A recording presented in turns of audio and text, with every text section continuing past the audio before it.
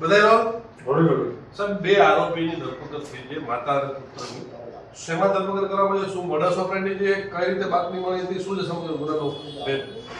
આમાં એવું છે, વેજલપુર પીઆઈ ચૌહાણ સાહેબ ને બરુખતરિયા પીએસઆઈ છે, એની ટીમને બાતમી મળેલી હતી કે ફતેવાડી વિસ્તાર છે જે વેજલપુર પોલીસ સ્ટેશનો, એની અંદર આ કામના જે આરોપી છે એ એમડી ડ્રગ્સ લઈને નીકળવાના છે.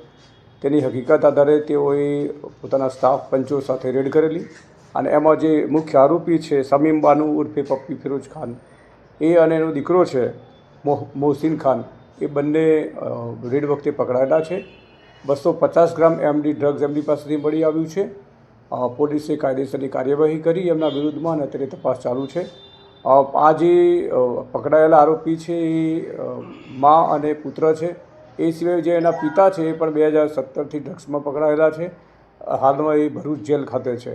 આ જે આરોપી પૈકીના જે મહિલા છે સમીમ બાનુ, એ પણ જે એસઓજી અમદાવાદ શહેર છે એના એક એનડીપીએસના ગુનામાં વોન્ટેડ છે અને એની તપાસ ચાલુ છે. આ સમીમ બાનુની ભૂતકાળની હિસ્ટ્રીમાં એ સાણંદ પોલીસ સ્ટેશન ખાતે પ્રોહિબિશનના ગુનામાં પણ પકડાયેલી છે.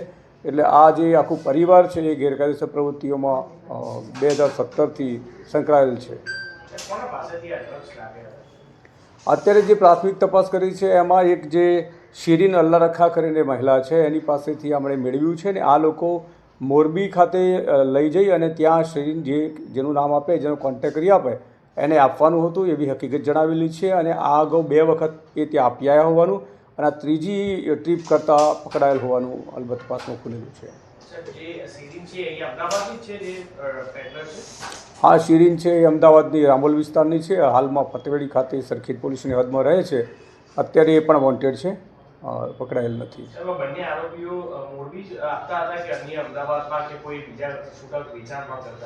ના, આજે છે બંને એક ટ્રીપ ઉપર પૈસા મળતા હતા. એક ટ્રીપ કરે તો 10,000 રૂપિયા જે એને છે એ શિરીને અલ્લા રખાઈને આપતી હતી. એટલે અગાઉ 2 ટ્રીપ કરી આવ્યા છે. આ ત્રીજી ટ્રીપ કરવાના હતા અને પકડી ગયા છે.